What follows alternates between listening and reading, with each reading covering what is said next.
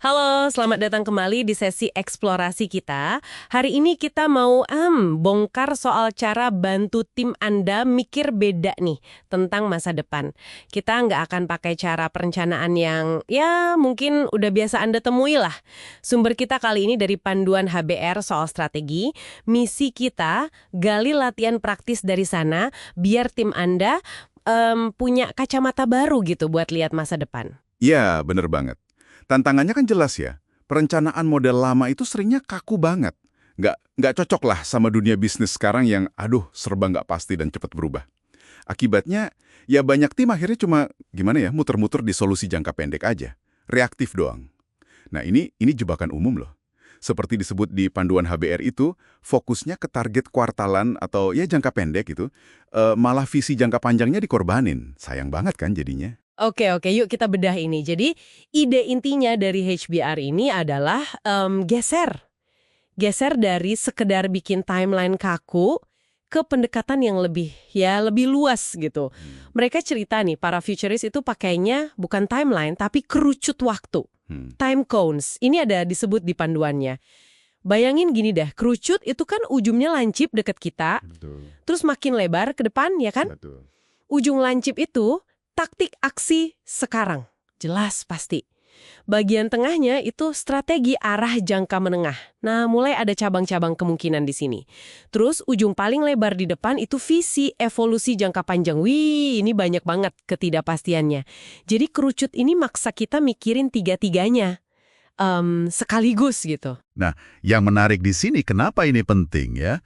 Kerucut waktu ini, dia sengaja meluk ketidakpastian. Jadi tim Anda bisa siap-siap buat berbagai kemungkinan masa depan tanpa harus pusing nentuin tanggal pasti bertahun-tahun ke depan. Kan seringnya nggak realistis juga ya nentuin tanggal sejauh itu. Ini nyambung banget sama perlunya strategi adaptif di pasar yang nggak bisa ditebak, kayak yang disinggung di panduan HBR juga.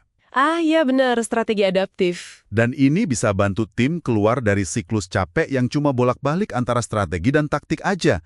Itu masalah yang diangkat juga di panduannya. Kerangka kerucut waktu ini menurut saya pas banget jadi dasar buat latihan skenario yang bakal kita bahas nih. Betul. Nah, ngomongin soal bebas dari siklus tadi, HBR kasih contoh keren nih. Sebuah latihan spesifik buat bikin tim mikir beda soal masa depan. Fokusnya emang ke latihan skenario ini. Tujuannya biar pandangan tim lebih luas saja. Contohnya dari industri farmasi atau biotek. Coba Anda bayangin, gimana kalau ternyata kekurangan lulusan sains? Wah, itu kebalikan asumsi umum ya. Iya kan? Padahal asumsi umumnya talenta sains itu melimpah. Justru skenario yang aneh kayak gini bisa memicu ide strategis baru. Dan disinilah letak insight kuncinya dari HBR. Latihan skenario kontras seperti contoh farmasi tadi. Itu bukan cuma soal gimana kalau lulusan sains langka, tapi bagaimana pertanyaan itu sendiri memaksa Anda bongkar asumsi paling dasar. Asumsi soal model bisnis Anda gitu. Mungkin solusinya bukan cuma rekrutmen, tapi otomatisasi radikal atau kemitraan yang nggak kepikiran sebelumnya.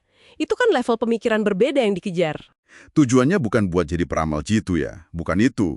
Tapi lebih buat maksa tim keluar dari cara pikir, biasanya juga begini. Biar mereka sadar resiko kalau nggak berubah. Itu ditekankan juga di panduannya kok. Ini soal memperluas pandangan tentang kemungkinan dan dampaknya apa aja. Sangat terkait sama pentingnya kreativitas dalam strategi kan. Tapi, ini kan nggak gampang ya. Saya jadi kepikiran, HBR juga mungkin ngingetin di bagian lain. Kalau nggak ada disiplin buat, ngecek ulang asumsi secara berkala, latihan kayak gini bisa jadi cuma formalitas saja gitu. Bener juga ya. Disiplin buat terus menantang asumsi, itu kuncinya berarti. Tapi gimana cara mulainya biar nggak terasa kayak formalitas doang gitu? Ada tips praktisnya? Oh, ada kok. Bisa dimulai dari yang simple aja sebetulnya. Mungkin dalam diskusi tim berikutnya, coba aja lempar pertanyaan. Oke, kita semua asumsi X bakal kejadian nih. Gimana kalau justru kebalikannya yang terjadi? Apa rencana B kita?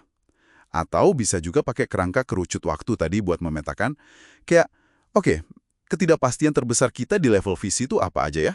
Mari kita bikin skenario kasarnya bareng-bareng. Gitu. Oke, oke. Jadi intinya rangkul ketidakpastian pakai kerangka kayak kerucut waktu itu tadi, terus aktif tantang asumsi lewat latihan skenario yang ya mengganggu pikiran lah ya, yang bikin mikir beda. Tujuannya jelas, biar tim Anda lebih siap dan lincah hadapi macam-macam kemungkinan masa depan. Bukan cuma terpaku sama satu ramalan aja.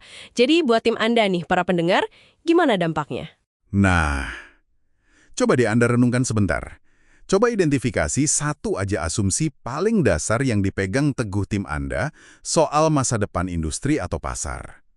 Terus, coba bayangin skenario kalau yang terjadi justru sebaliknya. Apa implikasinya buat strategi tim Anda sekarang? Nah, sebagai penutup nih ya, ada pemikiran menarik dari HBR lagi.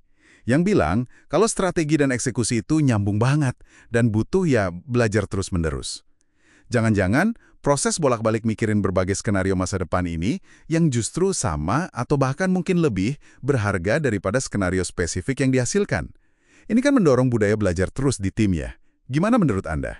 Wah, itu pertanyaan bagus banget buat direnungkan. Oke deh, terima kasih banyak sudah bergabung dalam eksplorasi kita kali ini. Sampai jumpa lagi ya.